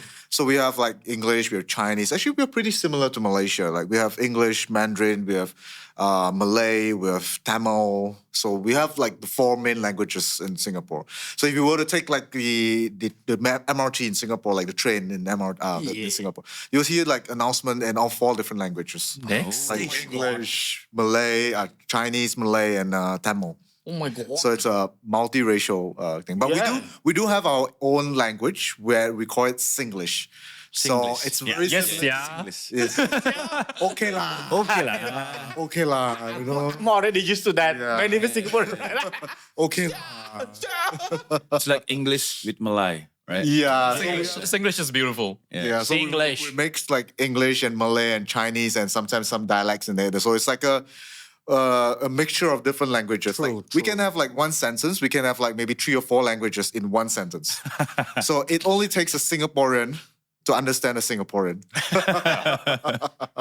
I have friends like from all around the world who comes to Singapore and they ask me like, do you guys speak English? But it seems like you guys are speaking English, but I don't really understand what you guys are talking about. Contains English. Like out of context, there's like secret code in the word. Yeah, it's sort of like a secret code there.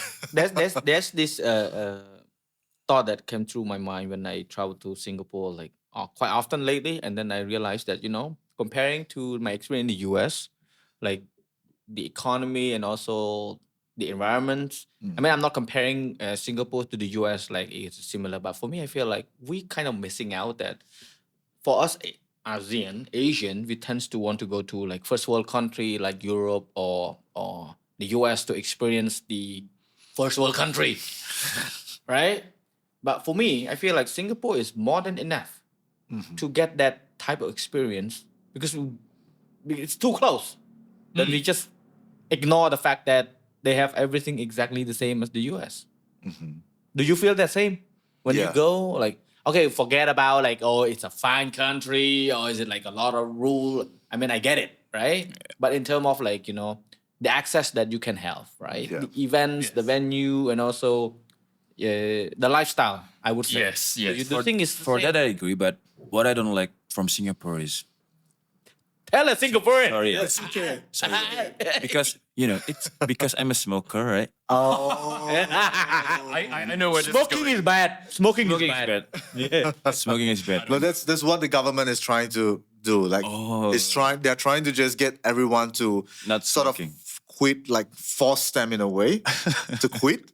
So if you look at it on the other side, it's actually kind of like a good thing because I used to be a smoker. Oh, like And one of the reasons sort of I quit many years actually ago, it's because of like I get a lot of restrictions. Like if I want to smoke in Singapore, it's so troublesome. I have to go to this designated point. with the square box. We call it in Singapore terms, we call it yellow box. So Yellow for, box, for yeah. the Singaporeans, you will understand yellow box. So we do it in army in Singapore. Yeah, like yeah, you have a yellow box. They literally draw like a yellow box, and you can only smoke within the yellow box. yeah. So if the yellow box is only big enough for like 1 by 1 meter, and can you imagine if you have 4 or 5 people squeezing in there? Fun fact when I was in Singapore, and my feet only like this is the line, the yellow line, and then just one feet go over there, and then the like security or police, hey, go inside. Like it's just like 1 feet. Yeah, that's. But Singapore, I think, other than that, everything is good. I like Singapore. Yeah, I mean, every time I go, I feel like we're missing out a lot. We always took it for granted that it's too close by, and for us ASEAN, we don't have to get past like visa, all of these things. Oh, yeah. It's even better. Yeah. I hate getting visa now.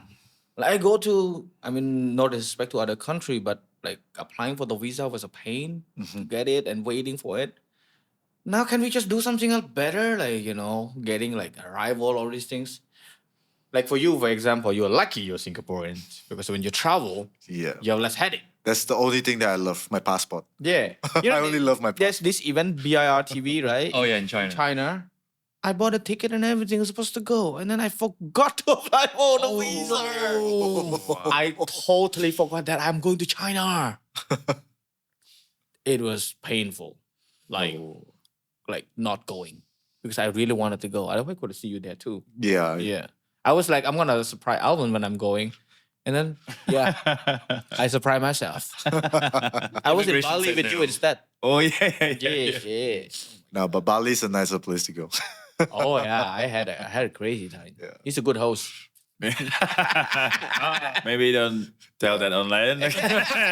That's Whatever happened in Bali stays in in Bali. Bali. Yeah. Nice. For you two, and then we'll come to Alvin a little bit. Besides making content, do you have? I mean, I know you. Okay, let's not you. Let's go with you. What is the plan B? Like fallback plan for making content? Say if it doesn't sustain. Go back to the film industry. I went to film school. I did my internship in the film industry, worked briefly in the film industry for a while as a camera assistant. If this all falls through, I would most likely rejoin the film industry or perhaps take up a profession in academia, start teaching or something similar to that. Nice. Or I'll start a business. I might sell cookies. Anything that makes money Yeah. and put food on the table, right? I like cookies. yeah. But You, I want you to share. What he's giving? No, I would say from you, you can share why is it important to have other revenue stream than just content creations, sometimes you get bored because I told you before, because I review stuff that every year is the same. For example, laptop, smartphone. So sometimes I get bored, and I need a new challenge. So that's why I create a new cafe, and then like another revenue stream for my income. But when I get bored, sometimes that's why I review like luggage and then anything that challenges me. I see. Okay.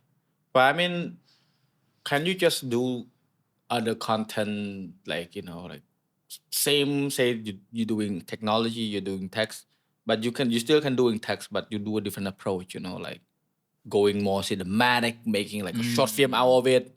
Like this is something that I would use right now, where I expose myself more to a higher quality productions on my own, even though I don't have a team with me all the time. I will just do it. I just want to make sure that can I live up to this expectation if I set it as the goal. Like for coming here, for example, if I was like complacent, or I was just like doubting myself that whether I can do it or not, I would not be able to do it. I would just say, hey, let's do it later. Yeah. But I wanted to do it because I know I can. But I also want to show my audience that I'm willing to go this length. And not this just the beginning. The beginning. The beginning. We're going places, right? We're gonna go to Taiwan, we're gonna go to Korea, we're gonna go to like all Asia countries first, and then we go to like extended. I'm pretty sure DCPro will take me around too. You will. You Yeah. will. Oh, see. On camera. He took the bait. He took the bait. Yeah. Yeah, I'll bring you to different parts of Bangkok. Hey, still outside Cambodia. So I'm going to bring you to Sukhumvit, to Chitlong, to Asok. You see many things there. True. Do outdoor as well, Yeah. And this is why I feel like it is interesting to hear different story from different experiences and also from different environment. It is something that we need to do more. And I'm actually hoping that we will have more guests from different side of the, Asia on a podcast or in content, for example. Like we can do shootout. Yeah. Like you can hire me to be your cameraman. I shoot for you. Well, no, free of charge. Just fly me to Bali. This is something that I think we can start from now on. Like I actually plan, because from Cambodia to Singapore, it's quite accessible and it's really affordable. If you go to through Emirates, right? Oh, okay. Yes, quite cheap. And I even like, hey, if I'm gonna do a content for this product, I'm just gonna fly to Singapore and film and come back. I set my goal like that, I was not like, hey, it's gonna cost me money. No, the money part, let it be. It will pay itself off. But I wanna do something different. So that's what I promised myself when I was in Singapore last time, and it's gonna happen for sure. Like for Alvin, after seeing, because I mean you were sharing to me about some of the country that you went to that people don't really get out much to see other worlds. I mean I understand, but for you, mainly for I asked you yesterday already about IMI show why people should join, but in a way that as an organizer, as a people who been to many show abroad in Europe, in the US, what do you notice that the shift in the market between creators who go to the show and like I mean personally you would know some that what impact that it has on them after they join the show. Well, I think those creators whom I've met outside of their countries, they actually sort of bring back a lot more experiences when they get to see what's happening outside. They get to meet people from other countries. They get to speak with them, and they sort of associated. And they even, I mean, some of them they even have like opportunities to sort of work with one another. And I think it's a very good take back for them because they sort of learned from one another and they improvise from what they see, from what people outside of their countries are doing. And I mean, I have my fair shares of meeting people who sort of are always in their own countries, in their own sort of comfort zone. And when I share sort of experiences of what people are doing outside of their country, they sort of kind of taken back as well. And they were like, like recently I came from, I just came back from Pakistan a week ago. We did a workshop there as well for them. And it was a wedding workshop. And we sort of shared some of the procedures of what you should do and what you should prepare for weddings. And a lot of them actually given us feedback that, no, we don't do this in Pakistan, because this is not our culture. This is not what we do. And then they came back to say that, no, this is not what we're going to do as well. We're not going to learn. And this is their culture. But the thing is that when I asked them, like, how much do they make from like a wedding photo shoot? And surprisingly, they told me like the average amount they make for a wedding photo shoot a day is $50. That is what they're making for a wedding, one-day wedding shoot. So it comes to me like, like I was trying to put it across to them, like the reason why you are making $50 a day for a wedding shoot is because you are always doing what you used to, you're comfortable doing it. But if you were to engage someone who has traveled abroad, who has experienced different cultures, learn different styles of productions and shooting from different people, and you bring it back to your country, implement it, show it to your client, make it more international, and that's where you get to demand higher amount of money. And I mean, I've spoken with some of these people who has that experiences, and they're asking for like what, $2,000, $3,000 easily. So that's the main difference. When you see people, creators who travels to see what's happening outside, learn, adapt, improvise, and comparing to those who like, just always there in your country and, not going out to sort of socialize or to meet people and all. Yeah, so basically that's the main difference that I see. I mean, especially for those who have sort of traveled around for shows and all. Yeah. For you, like when you travel, you do the workshop. I think you meet creator from different country. That attending the workshop, I'm pretty sure that it helps you give a wider experience, a wider landscape of how this industry sort of shifted from one continent to the other, which I feel like something that would apply as well to local creator in each country, especially for ASEAN country where we can travel freely and the costing of traveling is not that high. I think for those who just started, maybe they have to build their local fan base, but it's also a good opportunity to just go regional, There's a saying that I've been telling my fellow content creator in Cambodia, saying that we need to start thinking global now. If you want to go bigger, I think we hit our highest cap already. Yeah. We hit our rooftop already. You want to stay in the same house or you want to go to a bigger house? Like I said, you want to stay in the pond or you want to go to the oceans? It's time to jump. I'm right now in the ocean, but I don't know where I'm swimming to. I'm just swimming and swimming. That's all. Yeah. See, go back to the ocean.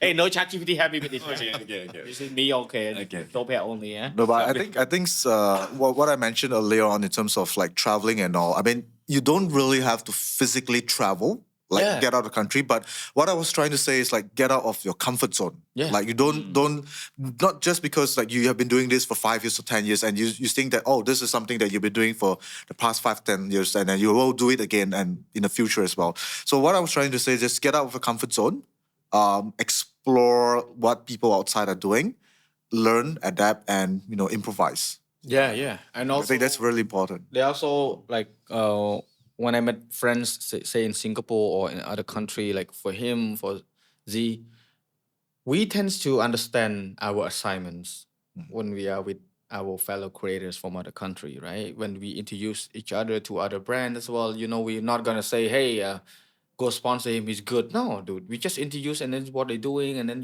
try to help each other out. And this is how we get brand deals too. Brand deal doesn't happen when you're just sitting down and they see you're famous, they come and offer you brands. They would not give a damn. They would like listen to what is English, they say vouch. Oh, You vouch for vouching. somebody? You're You're vouching for vouching for someone. somebody? Yeah. Right? Do you think? Yeah. Like you can introduce me to other brands that probably like I don't have access to in Cambodia and then they're just starting in there and they like, oh yeah, because this guy worked with me, I trusted him, like you did for me as well, to other brands, which is something that you would not get if you just stay in one place. Yeah. And this is something that I want other creator, not just in Cambodia, but in any other country, if you have a chance. Some people would just say it's a burden, but you don't know what is coming after. The benefit is high. Exactly. But don't do this with the intention of getting benefit, by the way. It's not gonna happen. It's very obvious. Yeah. I have people who came with me and said they're gonna get this, never get it. Look, people are not stupid. Yeah. see It'll be intention. written on your face. This is all there. Yeah. You cannot just go for a brand and say, come sponsor me. Yeah. It doesn't work that way.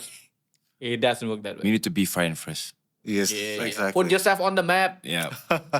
You say you go Google, can you find yourself on ChatGPT? Sure. Yeah. I think he is also on ChatGPT. I think so. I'm also on. It's a little scary, but yeah. Like the AI knows who I am. Yeah, I mean, a lot of because you're doing English content. I have a good amount of article about me in English that kind of like give them the idea of what I am doing.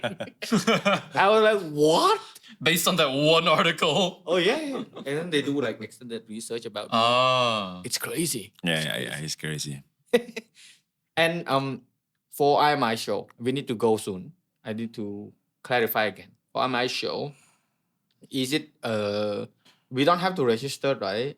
Like No. we don't have the procedure of attending, because I've been to like other show where you have to register, you need to get the pass, you need Like to Combutex, you need the badge. Right? yeah, BCA, other shows you Other need CS. to do like a lot of like technically for people who like never been to the show, when they see the procedure, they would just say no. It might be a deterrent. It may be. Yeah, for IMI, why is it like?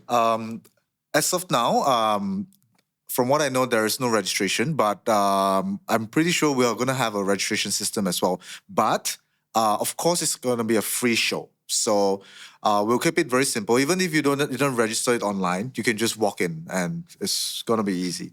Yeah. Because it's going to be a free show anyway. So I mean, registration is just trying to get hold of, to know who you are, so that you know For if there are security any purpose too. for security purposes as well. And yeah, so I'm sure there will be a registration, but we'll get to know more about that later. Perhaps it could be done on the spot.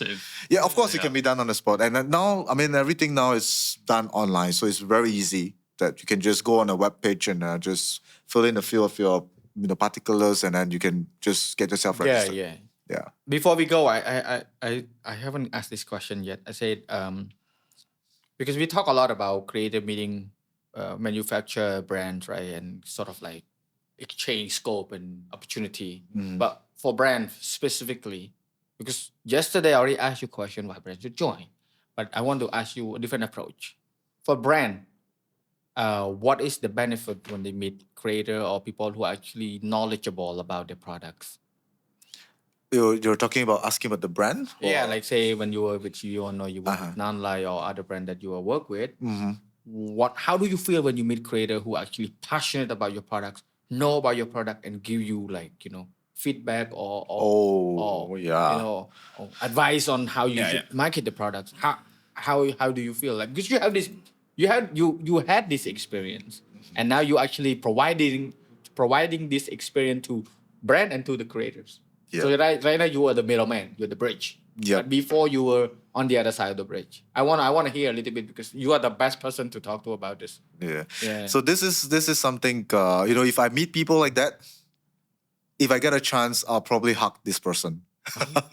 Because coming from like where I am right now, the feedbacks that you guys share are really, really important to every one of us, because it's the only way to help us improve and to get better and to make better products, of course.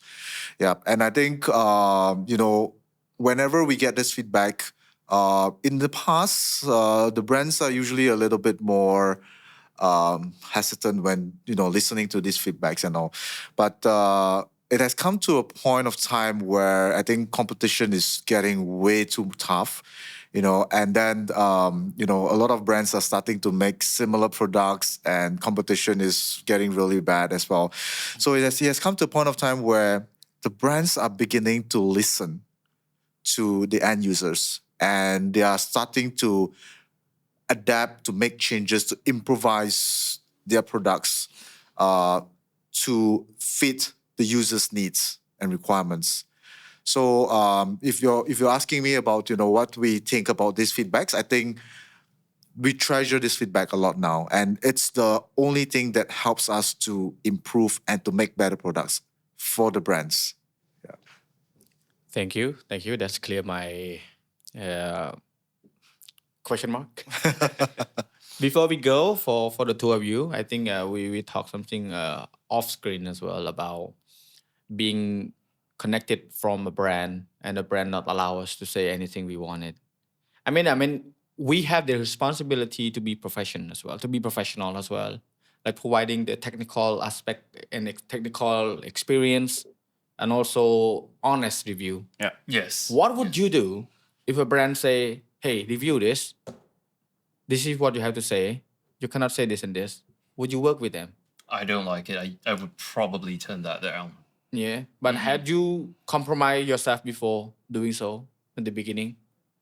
In the very, very beginning, It's 10 years. don't think so. Many of my first brand deals were they would just send the product over without much instruction, and it was Do pretty whatever much you up to want. me. Yeah. So that was how I started, which I think is probably arguably the best way to start. Of course.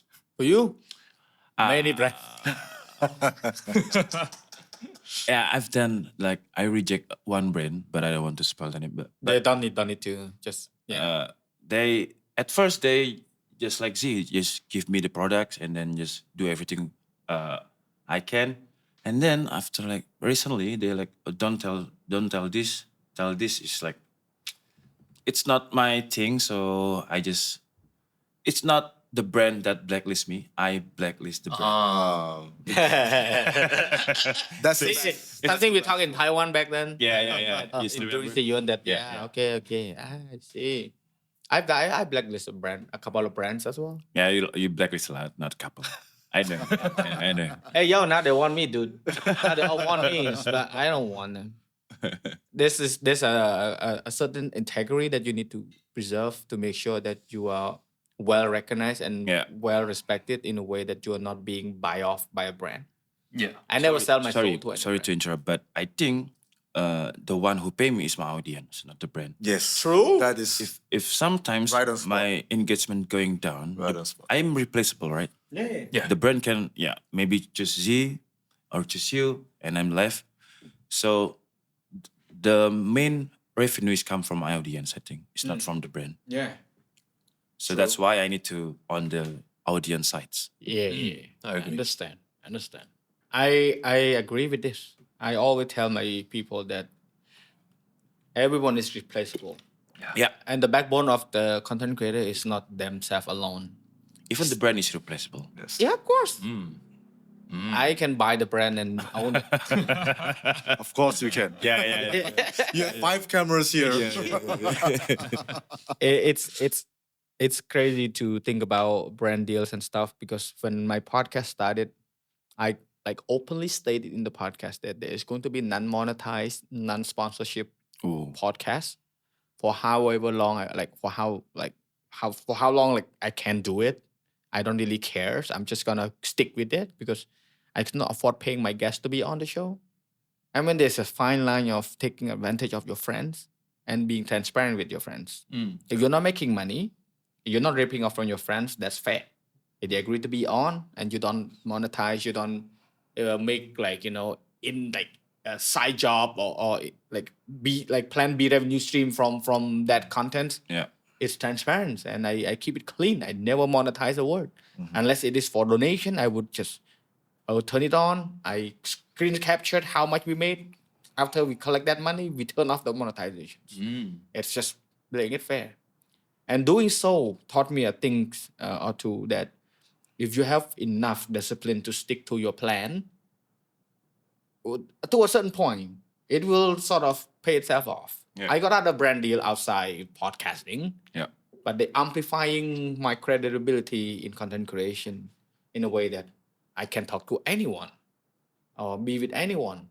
because I've learned from them. It also kind of shaped my personality in a way that I am more respectful now toward my friends. Before I was not. To be honest, I was not. I was just too aggressive. And then recently I've learned this perspective of burning the bridge that we talk, right? Yeah. I think burning the bridge is a enemy for content creators who are forgetting that they are replaceable.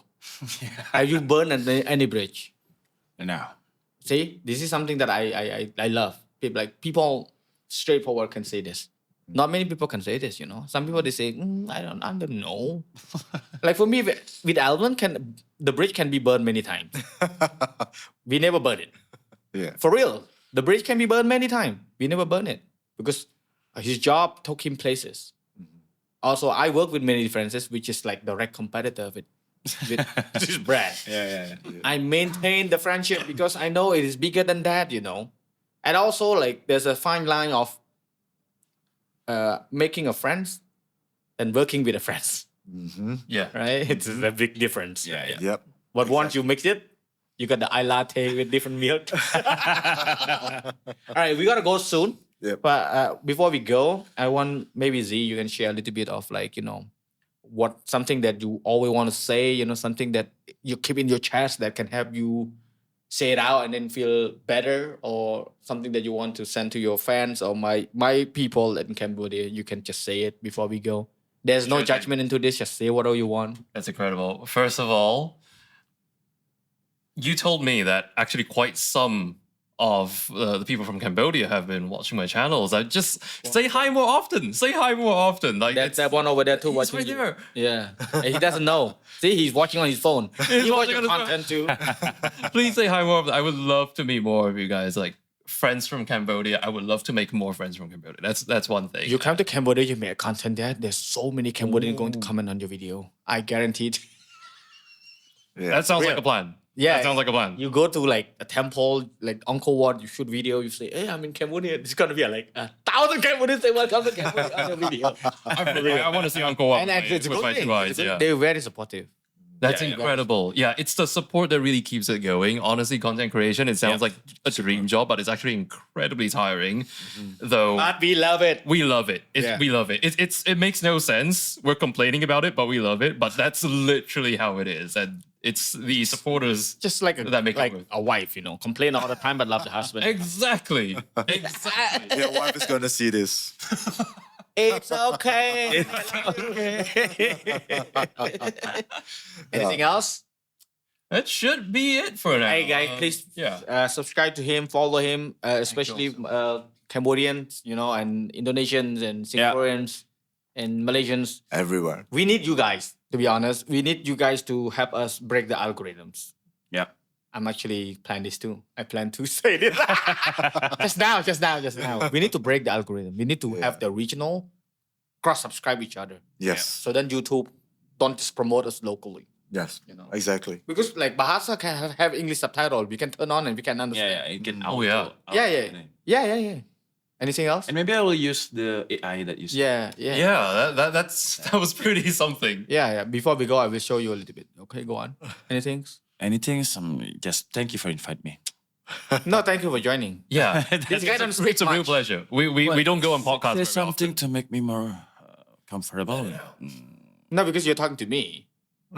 I would love to go to Indonesia and do it like with Edwin, and the rest. Erwin. Yeah, Edwin. Edwin.